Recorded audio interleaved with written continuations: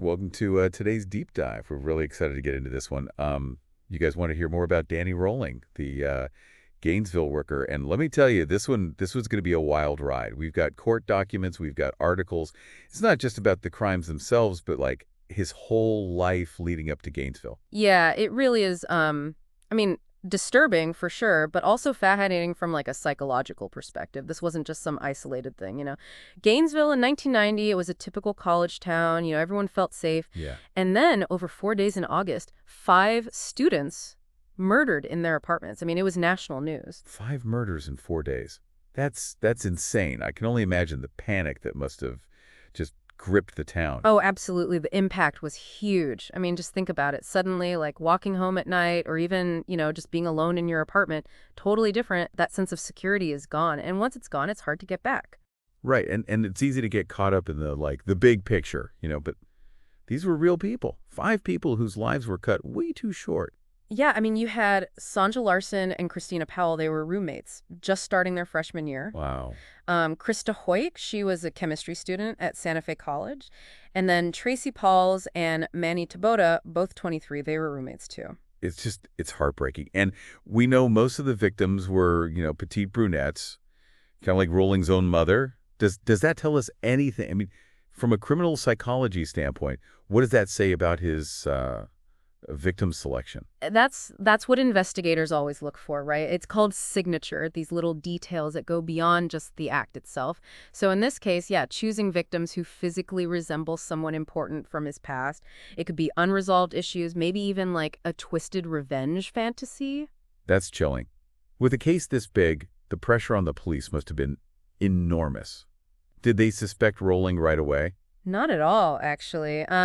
They focused on another student, Edward Humry, Okay. and he had, a history of mental illness, some erratic behavior. So unfortunately, he became an easy target. So basically, they suspected him because of his mental health. Yeah, it's a really big problem we see in investigations. It's tunnel vision. The media just went crazy with it too, and it really intensified the focus on Humphrey. He actually spent months in custody. And even though a grand jury didn't indict him, because there wasn't enough evidence, Yeah.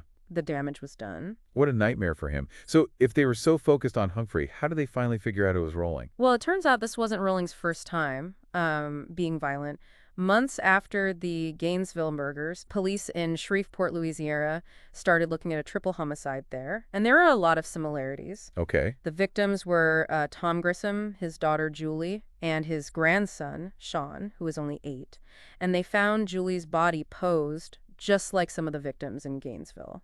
Wait, so this wasn't just like a one-time thing. This guy was like traveling around doing this. Exactly. Wow, that changes everything. Okay, so how did the police handle an investigation that was like spread out across different states? It's all about communication between agencies, right? Right. And honestly, back then, there were some real challenges in sharing information quickly between, different places. Yeah. But this case actually ended up being one of the reasons why the systems got better. But there's another piece here. There was a woman, Cindy Jurasic. She contacted the police after the Gainesville murders. So who was she and why is she important? So Cindy actually knew Rolling. They went to the same church in Shreveport, her hometown too, and she remembered him saying stuff about putting knives into people, and he wanted to go where there were, beautiful girls, is how she put it. She knew him and she'd heard him say that? That's huge. It was. It really shows how even small things that people notice can be so important in an investigation. If Cindy hadn't come forward, hadn't trusted her gut, it could have been even worse. It really makes you think, how many times do we ignore that feeling, that little voice that says something's not right? Yeah. It's scary to think we could all be the key to stopping something terrible from happening. So they had this lead. Why wasn't Rolling arrested right away? Well, get this. He was already in jail. 10 days after the last murder in Gainesville, they arrested him for a robbery in Ocala, Florida. No way. He was already behind bars the whole time. Yep, but it took them a while to make the connection. They started seeing the similarities between the robbery and what they had in Gainesville. The tape he used a specific blood type at both scenes. Oh, wow. But the biggest thing was when they found his campsite. It was hidden in the woods, really close to those student apartments. So he was practically right under their noses. And what did they find at the campsite that made them realize it was him? His campsite is where they found maybe the creepiest evidence, audio diaries, tapes where Rolling actually talked about his crimes. Audio diaries? It's like, whoa. It's like getting inside the mind of a killer. Those audio diaries, man, it's creepy. Even with a confession, those tapes. I mean, just calling him evil and moving on, that doesn't really explain anything. What made him do this? Like, what was the driving force behind these horrific acts? That's where the psychology of this whole thing gets really complicated. Yeah, he confessed, and he even said he wanted to be like a superstar killer, like Ted Bundy. But, that wanting to be famous, that's rarely the only reason in these kinds of cases. To really get rolling, you got to look at everything. His childhood, I mean, it was awful. The fact that he was diagnosed with, personality disorders and how all that might have messed with, like, his whole view of the world. Yeah, we talked a bit about the abuse from his father, but I think we need to go a little deeper there. I mean, his dad, James, was a police officer. You'd think he'd be like the opposite of abusive, right? Exactly. You'd think so. But if you read what his family members have said, and even Rowling's own writing, it was a completely different story. He talked about getting beaten for, like, anything, singing too loud, not making his bed right. It wasn't just discipline. It was constant, severe abuse, and from the one person he should have been able to trust. It's hard to even imagine, that kind of betrayal from a parent. How does a kid even process that kind of trauma? It just totally destroys a child's sense of safety and security. Imagine growing up thinking that love and violence, they always go together. That fear is the way to control people. It messes you up, your relationships, your ability to understand other people, even just basic ideas of right and wrong. So are you saying those early experiences could have actually taught him that violence was okay? Like a way to be in control? It's definitely possible. Now, it's important to say not every kid who's abused becomes a serial killer. But for Rowling, those early years, they definitely played a part in how we saw the world. And we know he had those diagnoses, right? Antisocial personality disorder, borderline personality disorder, and paraphilia. How did all that play into his actions? Well, each disorder has its own thing, right? And when they're all together, it can be even worse. So, antisocial personality disorder, that's basically a lack of caring about rules, other people's rights, no remorse. Okay, yeah, that definitely sounds like him. But what about the borderline personality disorder? How did that factor in? With that, you often see a distorted sense of self, huge fear of being abandoned, trouble controlling emotions. So you get impulsive behavior, self-destructive stuff, all because they're terrified of being alone or rejected. So could the murders have been like his way of trying to deal with those feelings, even though it was a horrific, destructive way? It's a possibility, for sure. Maybe he was trying to feel in control, feel connected, even if it was through those awful acts. And the paraphilia, what does that even mean? Paraphilia, that's about deviant sexual desires or fantasies. So for Rowling, this meant he needed to be dominant, in control during the attacks. The way he posed his victims, the things he did, it all points to this deeply messed up psychosexual drive. It's all so disturbing, and it all led to those 4 days in Gainesville. We know the victims' names, but can we, talk about the attacks themselves? What actually happened during those 4 days? I mean, this is tough stuff, but I do think understanding what he did can help us understand his state of mind. So his first victims were Sanja Larson and Christina Powell, those two freshman roommates. He broke in, stabbed them to death, and then he posed their bodies, like, in sexual positions. They think he even went back later and mutilated Larson's body even more. God, just that level of brutality, I can't even wrap my head around it. What about his other victims? The next one was Krista Hoyt, the chemistry student. He waited for her in her apartment, bound her, gagged her, then raped and stabbed her. Posed her body, too. With each attack, it's like the violence and dehumanization got worse and worse. It's terrifying. Did this pattern continue with Tracy Pauls and Manny Taboda? They were his last victims, right? Yeah, he attacked them in their sleep. Manny was killed after a struggle, and then he raped and murdered Tracy. The details they're really hard to hear, but they tell us so much about Rowling. His need to be in control, zero empathy, and it's like he got some kind of sick satisfaction from it. It's beyond belief. But he did say he was sorry, right? In his writing and during the trial. Was he really remorseful? That's the million-dollar question. Rowling was a master manipulator. He could twist things, make himself seem like the victim. He wrote songs and poems about the killings, almost romanticizing them.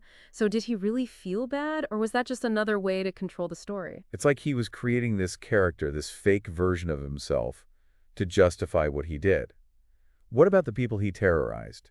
Gainesville, Shreveport. How did they react when he was caught and then eventually executed?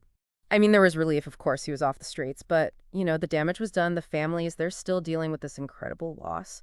And the towns themselves, especially Gainesville, those 4 days in August 1990, it changed everything. They're still mourning those lives that were taken. It just goes to show that even when there's justice, the healing takes a long time.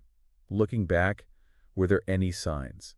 Anything that could have stopped this? Did anyone close to him see anything? It's the question everyone asks, right? It's easier to see it now. The messed up childhood, the petty crimes, the behavior getting worse and worse. But to see it then in real time and understand what it could lead to, it's really hard.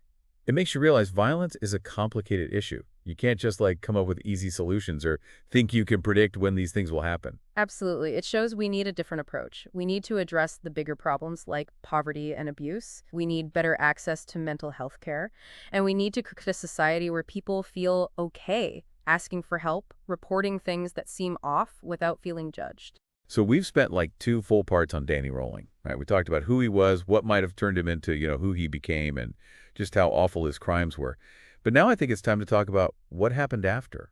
Well, what was his trial like? Oh man, Rowling's trial was a huge media circus. The whole country was watching this case. The courtroom was packed, reporters, people from Gainesville, and of course the families of the victims. Everyone was there to see justice happen. It must have been so hard for those families. I mean, to have to go through all that again, to relive it all. Oh, absolutely. And, Rowling didn't exactly make it easy for them. He was all over the place. One minute he'd be yelling and angry. The next he'd be saying he was sorry, even writing songs and poems about the murders. It's like he was trying to, I don't know, manipulate everyone even while he was on trial for his life. Like he was trying to control how people saw him.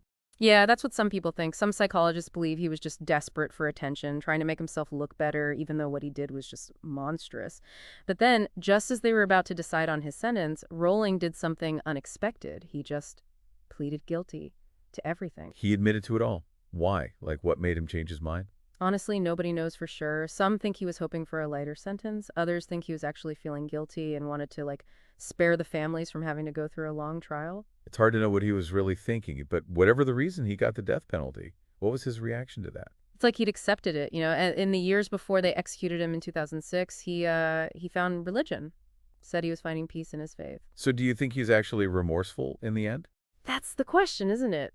Right before his execution, he did confess to those murders in Shreveport, and he gave details that only the killer could have known. But even then, it felt, I don't know, kind of performative, like he chose to sing a gospel hymn while they were prepping him for the lethal injection. Yeah, it's hard to put those two things together. The horrible things he did, and then this image of him finding comfort in religion. Was it real?